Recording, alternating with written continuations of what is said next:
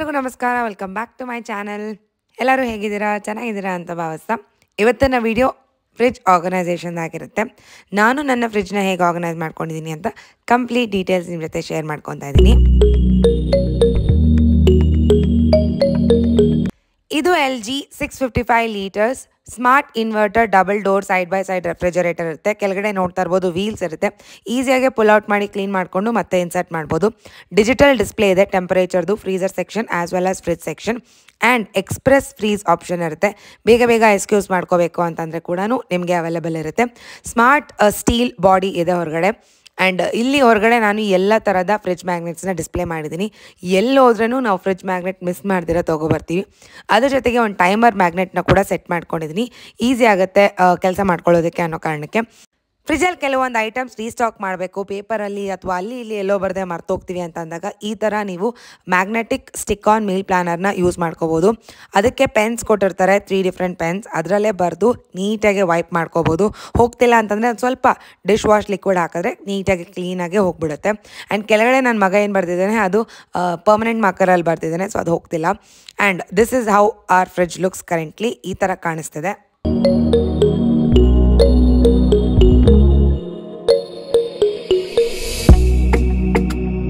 ನಾನು fridge organise ಮಾಡಬೇಕಾದ್ರೆ ಮೊದಲನೇದಾಗಿ ಸ್ವಿಚ್ನ ಆಫ್ ಮಾಡ್ಕೊತೀನಿ. ಅದಾದ ನಂತರನೇ ಇರೋ ಐಟಮ್ಸ್ನೆಲ್ಲ ಹೊರಗಡೆ ತೆಗೆದು ಆಮೇಲೆ ಜಸ್ಟ್ ಕ್ಲೀನಾಗಿ ವೈಪ್ ಮಾಡ್ಕೊತೀನಿ. ಯೂಶ್ವಲಾಗಿ ನಮ್ಮ ಫ್ರಿಡ್ಜ್ ಕ್ಲೀನಾಗೇ ಇರುತ್ತೆ, ಸೊ ಅಷ್ಟಾಗಿ ಡೀಪ್ ಕ್ಲೀನಿಂಗ್ ಏನೂ ಅವಶ್ಯಕತೆ ಇರೋದಿಲ್ಲ.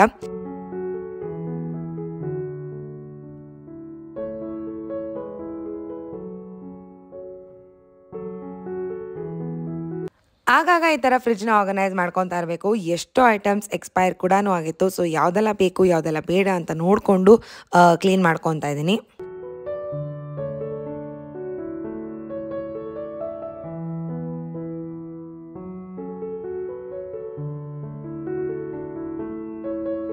ಕ್ವಿಕ್ಕಾಗೆ ನಾನು ಡೋರ್ ಸೆಕ್ಷನ್ಸ್ ಆ್ಯಂಡ್ ಸ್ಲ್ಯಾಬ್ಸ್ ಎಲ್ಲ ಏನಿದೆ ಅದು ನೀಟಾಗಿ ವೈಪ್ ಮಾಡ್ಕೊತಾ ಇದ್ದೀನಿ. ಯಾವುದೇ ಒಳಗಡೆ ಇರೋವಂತಹ ಸೆಕ್ಷನ್ಸ್ನ ನಾನು ವಾಶ್ ಮಾಡ್ಕೊಂಡಿಲ್ಲ, ಬಿಕಾಸ್ ಆಲ್ರೆಡಿ ಕ್ಲೀನ್ ಆಗಿತ್ತು. ಆ್ಯಂಡ್ ಒಳಗಡೆ ಇರೋ ಸ್ಲ್ಯಾಬ್ಸ್ಗೆ ನಾನು ಈ ಥರ ಡೈನಿಂಗ್ ಮ್ಯಾಟ್ನ ಯೂಸ್ ಮಾಡಿದ್ದೀನಿ. ಆ್ಯಕ್ಚುಲಿ ಇದು ಎಕ್ಸ್ಟ್ರಾ ಇದ್ದಿದ್ದು. ನೀವು ಬೇಕಂದರೆ ಶೆಲ್ಫ್ ಲೈನರ್ಸ್ ಕೂಡ ಯೂಸ್ ಮಾಡ್ಕೋಬೋದು. ತುಂಬಾ ನೀಟಾಗಿ ಕಾಣುತ್ತೆ. ಆ್ಯಂಡ್ ಏನಾರ ಸ್ಪಿಲೇಜ್ ಇದ್ದರೆ ನೀಟಾಗಿ ಕ್ಲೀನ್ ಮಾಡ್ಕೋಬೋದು. ಗ್ಲಾಸೆಲ್ಲ ವೈಪ್ ಮಾಡೋ ಅವಶ್ಯಕತೆ ಖಂಡಿತವಾಗ್ಲೂ ಇರೋದಿಲ್ಲ.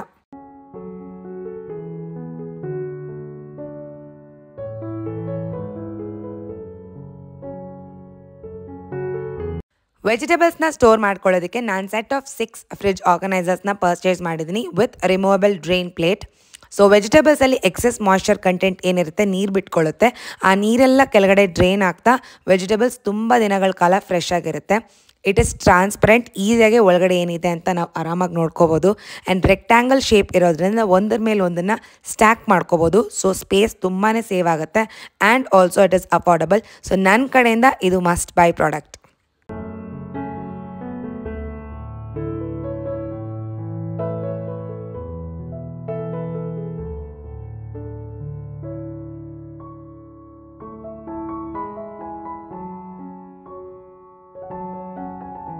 ವೆಜಿಟೇಬಲ್ ಸಾಂಬಾರು ಅಥವಾ ಪಲಾವ್ ಮಾಡ್ಕೋಬೇಕಾದ್ರೆ ಒಂದೇ ಬಾಕ್ಸಲ್ಲಿ ಅದಕ್ಕೆ ಯೂಸ್ ಮಾಡ್ಕೊಳ್ಳುವಂಥ ತರಕಾರಿಗಳನ್ನೆಲ್ಲನೂ ಸ್ಟೋರ್ ಮಾಡ್ಕೊತೀನಿ.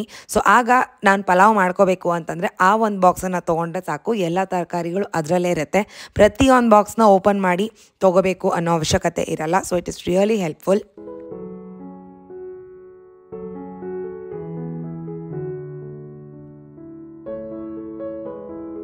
ಈ ಬಾಕ್ಸಲ್ಲಿ ನಾವು ಸೊಪ್ಪನ್ನು ಸ್ಟೋರ್ ಮಾಡ್ಕೋಬೇಕಾದ್ರೆ ಎಕ್ಸ್ಟ್ರಾ 1 ಲೈನರ್ ಆಫ್ ಟಿಶ್ಯೂನ ಯೂಸ್ ಮಾಡ್ಕೋಬೇಕು. ಸೊ ಎಕ್ಸೆಸ್ ಮಾಯ್ಶ್ಚರ್ ಏನಿರುತ್ತೆ ಅದನ್ನೆಲ್ಲ ಅಬ್ಸರ್ವ್ ಮಾಡ್ಕೊಳ್ಳುತ್ತೆ. ಸೊ ತುಂಬ ದಿನಗಳ ಕಾಲ ಸೊಪ್ಪು ಫ್ರೆಶ್ ಆಗಿರುತ್ತೆ.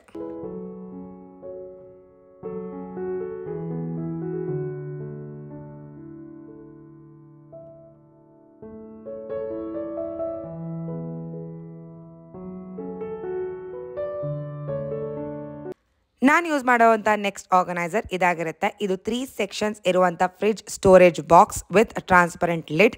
ಸೊ ಈ 3 ಸೆಕ್ಷನ್ ಬಾಕ್ಸಸ್ ಏನಿರುತ್ತೆ ಅದನ್ನು ರಿಮೂವ್ ಮಾಡಿಕೊಂಡು ವಾಶ್ ಮಾಡಿ ಮತ್ತೆ ಅದರೊಳಗಡೆ ಪ್ಲೇಸ್ ಮಾಡ್ಕೋಬೋದು. ಟ್ರಾನ್ಸ್ಪರೆಂಟ್ ಇರೋ ಕಾರಣದಿಂದ ಈಸಿಯಾಗಿ ಕಾಣುತ್ತೆ. ಸದ್ಯಕ್ಕೆ ನಾನು ಇದರಲ್ಲಿ ಕರಿಬೇವು, ಹಸಿರು ಮೆಣಸಿನ್ಕಾಯಿ ಆ್ಯಂಡ್ ಮಧ್ಯದಲ್ಲಿರೋ ಬಾಕ್ಸಲ್ಲಿ ಇದರ ಬೆಟ್ಟದ ನೆಲ್ಲಿಕಾಯಿ ಅಥವಾ ನಿಂಬೆಹಣ್ಣನ್ನು ಸ್ಟೋರ್ ಮಾಡ್ಕೊತೀನಿ. ಯೂಶ್ವಲಾಗಿ ನಾನು ಟಿಶ್ಯೂ ಪೇಪರ್ ಲೈನರ್ಸ್ನ ಹಾಕಿರ್ತೀನಿ. ಮಾಯ್ಶ್ಚರ್ ಕಂಟೆಂಟ್ ಏನಿರುತ್ತೆ ಅದೆಲ್ಲ ಅಬ್ಸರ್ವ್ ಆಗುತ್ತೆ ಅನ್ನೋ ಕಾರಣಕ್ಕೆ.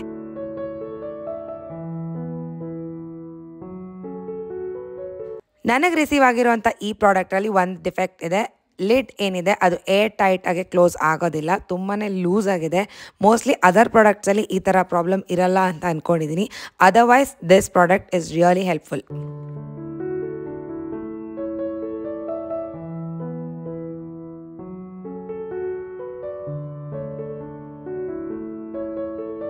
ಫ್ರಿಜ್ಜಲ್ಲಿ ಮಾತ್ರನೇ ಅಲ್ಲ, ಈ ಪ್ರಾಡಕ್ಟ್ನ ನಾವು ಸ್ಟೇಷನರಿ ಸಪ್ಲೈಸ್ನ ಸ್ಟೋರ್ ಮಾಡ್ಕೊಳ್ಳೋದಕ್ಕೆ ಯೂಸ್ ಮಾಡ್ಬೋದು, ಅಥವಾ ಕಾಸ್ಮೆಟಿಕ್ಸ್ನ ಸ್ಟೋರ್ ಮಾಡ್ಕೊಳ್ಳೋದಕ್ಕೆ ಯೂಸ್ ಮಾಡ್ಬೋದು, ಅಥವಾ ಮಕ್ಕಳ ಟಾಯ್ಸ್ಗೆ ಕೂಡ ಯೂಸ್ ಮಾಡ್ಕೋಬೋದು.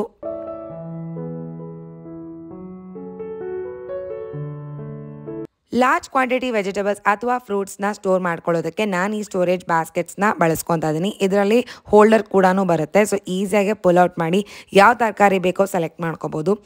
ಯೂಶಲಾಗೆ ನಾನು ಇದರಲ್ಲಿ ಟೊಮೆಟೋಸ್ನ ಸ್ಟೋರ್ ಮಾಡ್ಕೊತೀನಿ. ಅದರ ಜೊತೆಗೆ ಈ ಪ್ಯಾಕೆಟ್ಸಲ್ಲಿ ಬರುತ್ತಲ್ಲ ಮಶ್ರೂಮ್ಸ್ ಅಥವಾ ಸ್ಪ್ರೌಟ್ಸ್, ಕಾರ್ನ್, ಬೇಬಿ ಕಾರ್ನ್, ಇದನ್ನೆಲ್ಲ ನಾನು ಇದರಲ್ಲೇ ಸ್ಟೋರ್ ಮಾಡ್ಕೊತೀನಿ.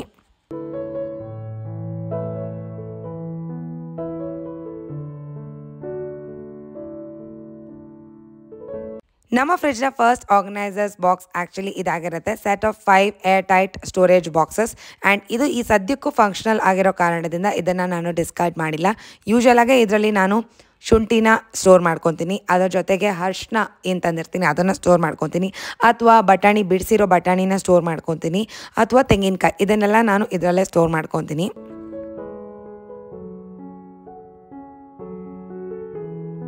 ಫ್ರಿಡ್ಜ್ ಆರ್ಗನೈಸರ್ ಬಾಕ್ಸಸ್ನೇ ತೊಗೊಂಡು ನಾವು ಫ್ರಿಡ್ಜ್ನ ಆರ್ಗನೈಸ್ ಮಾಡ್ಕೋಬೇಕು ಅಂತ ಖಂಡಿತವಾಗ್ಲೂ ಇಲ್ಲ. ಮನೇಲಿ ಯಾವುದೇ ಬಾಕ್ಸ್ ಅವೈಲೇಬಲ್ ಇದ್ದರೂ ನಮ್ಮ ಕನ್ವೀನಿಯೆಂಟ್ಗೆ ತಕ್ಕಂಗೆ ನಾವು ಫ್ರಿಡ್ಜ್ನ ಆರ್ಗನೈಸ್ ಮಾಡ್ಕೋಬೋದು. ಆರ್ಗನೈಸೇಷನ್ ಮೇನ್ ಏಮ್ ಏನು ಅಂತಂದರೆ ನಮಗೆ ಈಸಿ ಆಗಬೇಕು, ಬೇಗ ಆಗಬೇಕು ಅನ್ನೋ ಕಾರಣ ಅಷ್ಟೇ.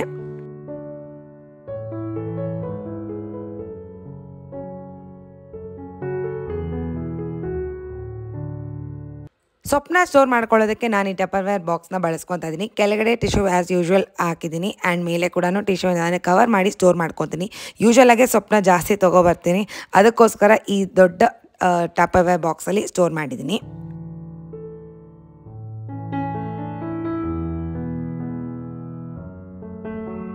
ಫ್ಲವರ್ಸ್ಗೆ ಅಂತ ನಾನು ಯಾವುದೇ ಎಕ್ಸ್ಟ್ರಾ ಸ್ಟೋರೇಜ್ ಬಾಸ್ಕೆಟ್ಸ್ನ ತೊಗೊಂಡಿಲ್ಲ. ಯಾವ್ದು ಅವೈಲೇಬಲ್ ಇದೆಯೋ ಅದರಲ್ಲೇ ನಾನು ಕ್ವಾಂಟಿಟಿ ತಕ್ಕಂಗೆ ಸ್ಟೋರ್ ಮಾಡ್ಕೊತೀನಿ.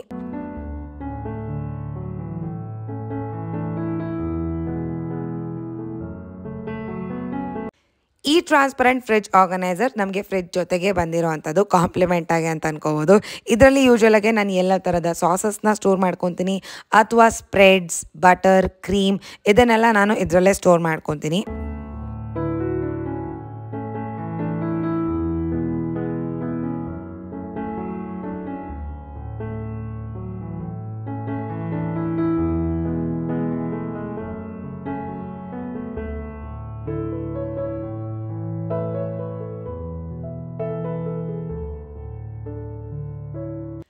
ಇನ್ನು ಕೆಲವು ಮಿಸಲೇನಿಯಸ್ ಐಟಮ್ಸ್ ಅಥವಾ ರೇರ್ ಆಗಿ ಯೂಸ್ ಮಾಡುವಂಥ ಐಟಮ್ಸ್ ಎಲ್ಲನೂ ನಾನು ಈ ವುಡನ್ ಸ್ಟೋರೇಜ್ ಬಾಕ್ಸಲ್ಲಿ ಸ್ಟೋರ್ ಮಾಡ್ಕೊತಾ ಇದ್ದೀನಿ. ಯೂಶಲಾಗಿ ಇದರಲ್ಲಿ ನಾನು vanilla essence, baking soda, baking powder ಅಥವಾ ಕೋಕೋ ಪೌಡರ್ ಇದನ್ನೆಲ್ಲ ಸ್ಟೋರ್ ಮಾಡ್ಕೊತೀನಿ.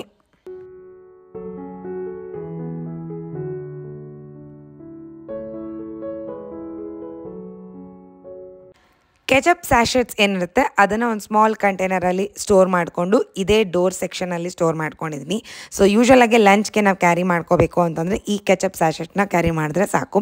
ಫೈನಲಿ ನಮ್ಮ ಫ್ರಿಡ್ಜ್ ಏನಿದೆ ಆ ಸೆಕ್ಷನ್ ಕಂಪ್ಲೀಟಾಗಿ ಆರ್ಗನೈಸ್ ಆಗಿದೆ, ಆ್ಯಂಡ್ ಈಗ ಸದ್ಯಕ್ಕೆ ಹೀಗೆ ಕಾಣ್ತಿದೆ.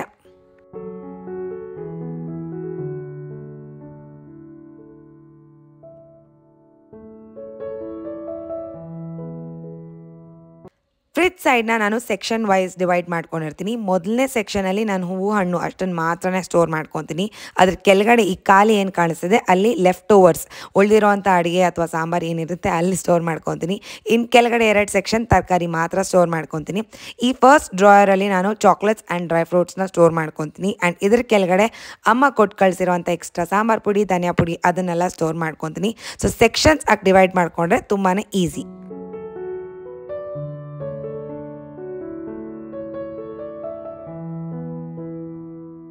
ನಮ್ಮ ಮನೆಯಲ್ಲಿ ಎಕ್ಸ್ಟ್ರಾ ಪ್ಯಾಂಟ್ರಿ ಸೆಕ್ಷನ್ ಅಂತ ನಾನು ಯಾವುದನ್ನು ಮಾಡಿಸ್ಕೊಂಡಿಲ್ಲ. ಈ ಫ್ರೀಝರ್ ಸೆಕ್ಷನ್ ಏನಿದೆ ಅದು ಕಂಪ್ಲೀಟಾಗಿ ನಾನು ಪ್ಯಾಂಟ್ರಿಯಾಗೆ ಕನ್ವರ್ಟ್ ಮಾಡ್ಕೊಂಡಿದ್ದೀನಿ. ತರುವಂಥ ಎಲ್ಲ ಗ್ರಾಸರಿ ಐಟಮ್ಸ್ನ ನಾನು ಈ ಫ್ರೀಝರ್ ಸೆಕ್ಷನಲ್ಲಿ ಸ್ಟೋರ್ ಮಾಡ್ಕೊತೀನಿ.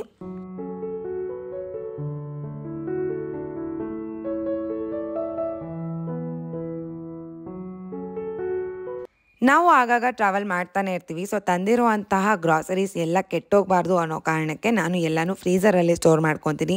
ನಿಮಗೆ ಪ್ಯಾಂಟ್ರಿ ಯೂನಿಟ್ ಅವೈಲೇಬಲ್ ಇದ್ದರೆ ಅದರಲ್ಲೇ ನೀವು ಎಲ್ಲನೂ ಸ್ಟೋರ್ ಮಾಡ್ಕೋಬೋದು. ಈ ಆರ್ಗನೈಸರ್ಸ್ ನಾನು ಏನು ಪರ್ಚೇಸ್ ಮಾಡಿದ್ದೀನಿ ಅದನ್ನು ನೀವು ಪ್ಯಾಂಟ್ರಿ ಯೂನಿಟಲ್ಲೂ ಕೂಡ ನೀವು ಸ್ಟೋರ್ ಮಾಡ್ಕೋಬೋದು.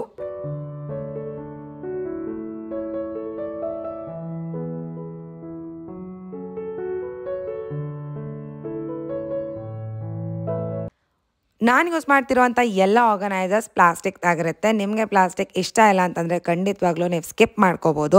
ನಾನು ತೊಗೊಂಡಿರೋ ಕಾರಣ ನನ್ನ ಪರ್ಸ್ನಲ್ ರೀಸನ್ಸ್. ಕೈ ತುಂಬಾ ಸ್ವೆಟ್ ಆಗ್ತಾ ಇರುತ್ತೆ ನನಗೆ.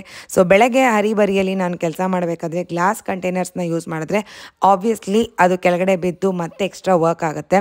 ಸೊ ನನ್ನ ಕನ್ವೀನಿಯೆಂಟ್ಗೆ ತಕ್ಕಂಗೆ ನಾನು ಚೂಸ್ ಮಾಡ್ಕೊಂಡಿದ್ದೀನಿ ಆರ್ಗನೈಸರ್ಸ್. ನಿಮಗೆ ಯಾವ್ದು ಇಷ್ಟನೋ ನೀವು ಅದನ್ನು ಚೂಸ್ ಮಾಡ್ಕೋಬೋದು.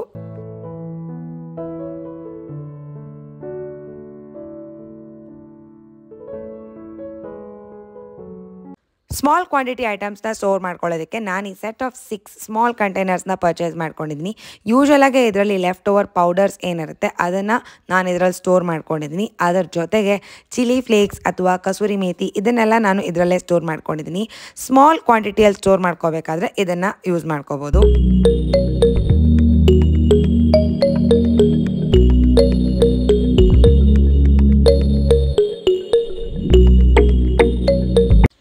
ಎಲ್ಲ ಥರದ ಕಾಳುಗಳನ್ನ ಸ್ಟೋರ್ ಮಾಡ್ಕೊಳ್ಳೋದಕ್ಕೆ ನಾನು ಈ ಏರ್ ಟೈಟ್ ಸ್ಟೋರೇಜ್ ಕಂಟೈನರ್ಸ್ನ ಯೂಸ್ ಮಾಡ್ಕೊತಾ ಇದ್ದೀನಿ. ಇದರಲ್ಲಿ ಬೆಸ್ಟ್ ಅಡ್ವಾಂಟೇಜ್ ಅಂದರೆ ಇದರಲ್ಲಿ ಒಂದು ಸ್ಮಾಲ್ ಡಿಸ್ಪೆನ್ಸರ್ ಇರುತ್ತೆ. ಸೊ ಓಪನ್ ಆ್ಯಂಡ್ ಕ್ಲೋಸ್ ಮಾಡ್ಕೋಬೋದು. ಓಪನ್ ಮಾಡಿ ನಾವು ಎಷ್ಟು ಕಾಳುಗಳು ಬೇಕೋ ಅಷ್ಟನ್ನೆಲ್ಲ ತೊಗೊಂಡು ಮತ್ತೆ ನಾವು ಕ್ಲೋಸ್ ಮಾಡ್ಕೋಬೋದು. ತುಂಬಾ ಈಸಿ ಕನ್ವೀನಿಯೆಂಟ್ ಆಗಿರುತ್ತೆ. ನೀವು ಇದರಲ್ಲಿ ಡ್ರೈ ಫ್ರೂಟ್ಸ್ ಕೂಡ ಸ್ಟೋರ್ ಮಾಡ್ಕೋಬೋದು. ಟ್ರಾನ್ಸ್ಪರೆಂಟ್ ಆಗಿರೋ ಕಾರಣದಿಂದ ಏನಿದೆ ಅಂತ ಕ್ಲಿಯರಾಗಿ ಅರ್ಥ ಆಗುತ್ತೆ. This product is a must by.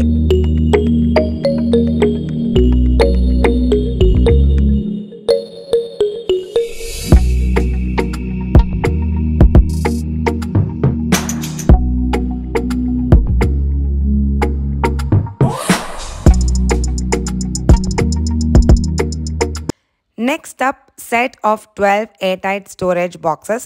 LED ಏನಿದೆ ಬ್ಲ್ಯಾಕ್ ಕಲರ್ ಏರ್ ಟೈಟ್ ಆಗಿರುತ್ತೆ. Yes, it is air tight and ಇದ್ರ ಕೆಪಾಸಿಟಿ ಆಗಿರುತ್ತೆ 1100 ಲೀಟರ್ಸ್.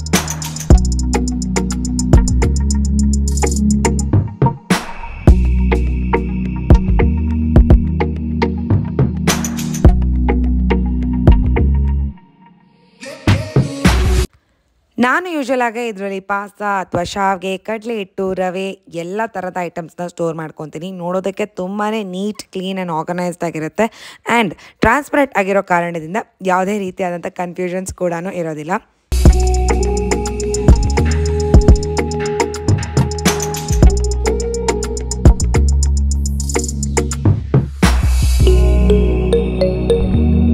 ಈ product similar to my previous product ಆಗಿರುತ್ತೆ. ಒಂದೇ ಡಿಫ್ರೆನ್ಸ್ ಅಂತಂದರೆ ಏರ್ ಟೈಟ್ ಲಿಡ್ ಜೊತೆಗೆ ಸೆಕ್ಯೂರ್ಡ್ ಫ್ಲಾಪ್ಸ್ ಕೂಡ ಇರುತ್ತೆ. ಆ ಫ್ಲಾಪ್ ಓಪನ್ ಮಾಡದೇ ಇರೋವರೆಗೂ ಆ ಲಿಡ್ ಹೊರಗಡೆ ಬರೋದಿಲ್ಲ. ಸೊ ಎಕ್ಸ್ಟ್ರಾ ಸೆಕ್ಯೂರ್ ಆಗಿರೋದಕ್ಕೆ ಈ ಪ್ರಾಡಕ್ಟ್ ಇನ್ನೂ ಬೆಟರ್ ಕ್ವಾಲಿಟಿ ಆಫ್ ಪ್ಲಾಸ್ಟಿಕ್ ಅಂತಾನೂ ಹೇಳ್ಬೋದು. 1000 litres of capacity, transparent and set of 8 containers ಇದಾಗಿರುತ್ತೆ.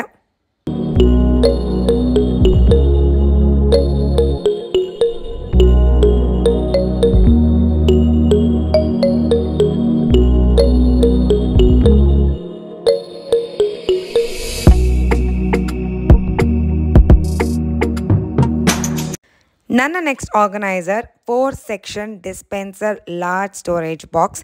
ಇದು ನಾನು ಆ್ಯಕ್ಚುಲಾಗಿ ಡ್ರೈ ಫ್ರೂಟ್ಸ್ನ ಸ್ಟೋರ್ ಮಾಡ್ಕೊಳ್ಳೋದಕ್ಕೆ ಅಂತ ತೊಗೊಂಡಿದ್ದು. ಬಟ್ ಈಗ ಸದ್ಯಕ್ಕೆ ಇದರಲ್ಲಿ ನಾನು ತೊಗರಿಬೇಳೆನ ಸ್ಟೋರ್ ಮಾಡ್ಕೊತಾ ಇದ್ದೀನಿ as a hole storage box. ಇಲ್ಲ ನಮಗೆ ಡಿವಿಷನ್ ಬೇಕು ಅಂತಂದರೆ ಇದರೊಳಗಡೆ ನಮಗೆ ರಿಮೂವಬಲ್ ಡಿವಿಷನ್ಸ್ ಪ್ರೊವೈಡ್ ಮಾಡಿರ್ತಾರೆ. ಸೊ ಈಸಿಯಾಗೆ ನಾವು ಅದನ್ನು ಪ್ಲೇಸ್ ಮಾಡಿಕೊಂಡು 4 ಸೆಕ್ಷನ್ಸಲ್ಲಿ 4 ಡಿಫ್ರೆಂಟ್ ಐಟಮ್ಸ್ನ ಬಳಸ್ಕೋಬೋದು. ಈ ಬಾಕ್ಸಲ್ಲಿ ನಾನು 4 ಥರದ ಮಿಲೆಟ್ಸ್ನ ಸ್ಟೋರ್ ಮಾಡ್ಕೊಂಡಿದ್ದೀನಿ. ಒಂದೊಂದು ಸೆಕ್ಷನಲ್ಲೂ ಒಂದೊಂದು ಥರದ ಮಿಲೆಟ್ನ ಸ್ಟೋರ್ ಮಾಡ್ಕೊಂಡಿದ್ದೀನಿ. ಈ ಡಿವೈಸರ್ಸ್ ಏನಿರುತ್ತೆ ಅದು ರಿಮೂವಬಲ್ ಆಗಿರುತ್ತೆ. ತೆಗೆದು ವಾಶ್ ಮಾಡಿ ನೀವು ಒಂದು ಬಾಕ್ಸ್ ಆಗೋ ಯೂಸ್ ಮಾಡ್ಬೋದು ಅಥವಾ 4 ಡಿಫ್ರೆಂಟ್ ಪ್ರಾಡಕ್ಟ್ಸ್ನು ಯೂಸ್ ಮಾಡ್ಕೋಬೋದು. ಆ್ಯಂಡ್ ಒಂದಕ್ಕೊಂದು ಖಂಡಿತವಾಗ್ಲೂ ಮಿಕ್ಸ್ ಆಗೋದೇ ಇಲ್ಲ. So this product is also a must by. ಬೇಳೆ ಕಾಳುಗಳು ಕೂಡ ನೀವು ಸ್ಟೋರ್ ಮಾಡ್ಕೋಬೋದು ಅಥವಾ ಡ್ರೈ ಫ್ರೂಟ್ಸ್ ಕೂಡ ಸ್ಟೋರ್ ಮಾಡ್ಕೋಬೋದು. ಆ್ಯಸ್ ಐ ಸೈಡ್ ಮಿಕ್ಸ್ ಆಗೋದಿಲ್ಲ. ಯಾವ ಮಿಲೆಟ್ ಬೇಕೋ ಅದರ ಸೆಕ್ಷನ್ ಮಾತ್ರನೇ ಲಿಡ್ ಓಪನ್ ಮಾಡಿ ಬಳಸ್ಕೋಬೋದು. ಕಂಪ್ಲೀಟ್ ಲಿಡ್ನ ತೆಗೆಯೋ ಅವಶ್ಯಕತೆ ಕೂಡ ಇಲ್ಲ.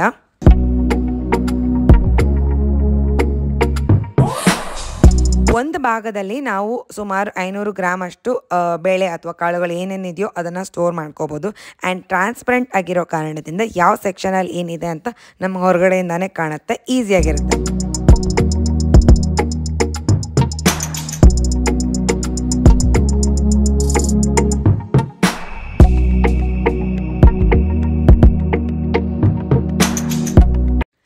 ಅಕ್ಕಿ ಹಿಟ್ಟು ಮೈದಾ ಹಿಟ್ಟು ನೋಡೋದಕ್ಕೆ ಸೇಮ್ ಕಲರ್ ಆಗಿರುತ್ತೆ. ಅರ್ಜೆಂಟಲ್ಲಿ ಇದ್ದೀವಿ, ಯಾವುದನ್ನು ಓಪನ್ ಮಾಡಿ ಚೆಕ್ ಮಾಡಬೇಕು, ಕನ್ಫ್ಯೂಷನ್ ಆಗುತ್ತೆ, ಟೈಮ್ ವೇಸ್ಟ್ ಆಗುತ್ತೆ ಅಂತಂದಾಗ ನಾನು ಈ ಥರ ಲೇಬಲ್ಸ್ನ ಯೂಸ್ ಮಾಡಿದ್ದೀನಿ.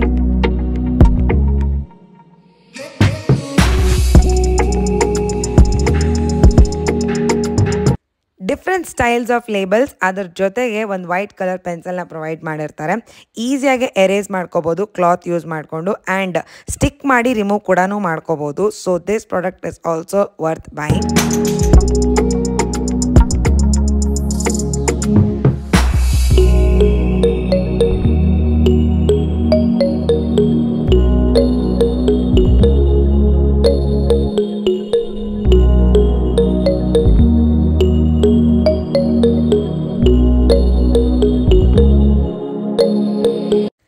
ಎಲ್ಲ ಆರ್ಗನೈಸ್ ಆದಮೇಲೆ ನನ್ನ ಫ್ರೀಸರ್ ಕಮ್ ಪ್ಯಾಂಟ್ರಿ ಸೆಕ್ಷನ್ ಈಗ ಕಾಣಿಸ್ತಿದೆ.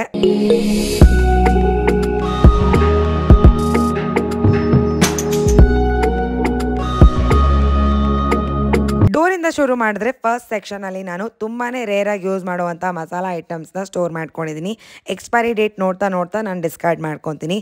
ಆ್ಯಂಡ್ ಇದ್ರ ಕೆಳಗಡೆ ಯೂಶ್ವಲಾಗೆ ಯೂಸ್ ಮಾಡುವಂಥ masala items very less quantity ಏನಿದೆ ಅದನ್ನು ಸ್ಟೋರ್ ಮಾಡ್ಕೊಂಡಿದ್ದೀನಿ. ಆ್ಯಂಡ್ ಇದ್ರ ಕೆಳಗಡೆ ಕೆಲವೊಂದು ಅನ್ಯೂಸ್ಡ್ ಪ್ಯಾಕೆಟ್ಸ್ ಅಥವಾ ಅನ್ಓಪನ್ಡ್ ಪ್ಯಾಕೆಟ್ಸ್ ಆ್ಯಂಡ್ ರೇರ್ಲಿ ಯೂಸ್ ಮಾಡುವಂಥ ಮಸಾಲ ಐಟಮ್ಸ್ನ ಸ್ಟೋರ್ ಮಾಡಿದ್ದೀನಿ. ಫ್ರೀಸರ್ ಸೆಕ್ಷನಲ್ಲಿ 2 ಡ್ರಾಯರ್ಸ್ನ ಪ್ರೊವೈಡ್ ಮಾಡಿದ್ದಾರೆ. ಒಂದರಲ್ಲಿ ನಾನು ಎಲ್ಲ ಓಪನ್ ಮಾಡದೇ ಇರುವಂಥ ಪ್ಯಾಕೆಟ್ಸ್ನ ಸ್ಟೋರ್ ಮಾಡಿದ್ದೀನಿ, ಆ್ಯಂಡ್ ಇನ್ನೊಂದರಲ್ಲಿ ಓಪನ್ ಮಾಡಿರುವಂಥ ಪ್ಯಾಕೆಟ್ಸ್ನ ಸ್ಟೋರ್ ಮಾಡ್ಕೊಂಡಿದ್ದೀನಿ.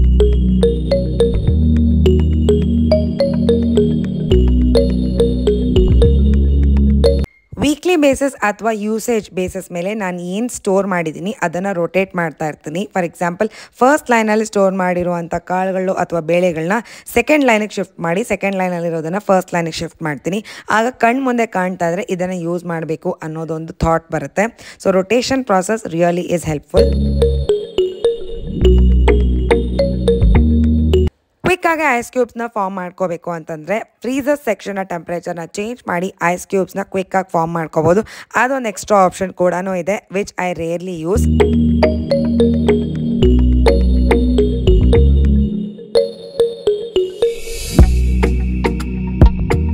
ಫೈನಲಿ ನಮ್ಮ ಫ್ರಿಡ್ಜ್ ನೀಟ್ ಆ್ಯಂಡ್ ಆರ್ಗನೈಸ್ಡ್ ಆಗಿ ಕಾಣಿಸ್ತಿದೆ.